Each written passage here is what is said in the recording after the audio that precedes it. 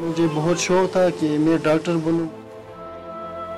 किराए का कच्चा मकान, गुर्बत और अफलास की दास्तान बयान करते हुए दरो दीवार। ये घर है पाक अफगान सरहदी इलाके अरंदू के रिहायशी 19 साल नौजवान एहसानुल्लाह का। 1 साल पहले हादसे में एहसानुल्लाह की कमर की हड्डी और दोनों टांगे टूट गई थीं। पेशावर के निजी अस्पताल में डॉक्टर्स ने इलाज के लिए 1 लाख रुपए मांगे, तो गरीब वालिदैन पैसे न होने पर बेटे को बगैर इलाज वापस ले आए। एहसानुल्लाह का कहना है कि 7 दिन तक दवा खाता रहा मगर कोई फर्क नहीं हुआ, जिसके बाद इसके दोनों पैरों ने मुकम्मल तौर पर काम छोड़ दिया। मैंने मैट्रिक पास किया था और मैं इस किरण की वजह से मेरा कमर टूट गया था। मेरा पाँव भी काम नहीं कर रहे, इसलिए मैं वज़ीर-ए-आज़म से और सब लोगों से गुजारिश करता हूँ कि मुझे मुफ्त इलाज हो सके। गरीब वालिदैन ने वज़ीर आला खैबर पख्तूनख्वा और मुखय्यर हजरात से अपील की है कि इनके बेटे के इलाज के लिए मदद की जाए।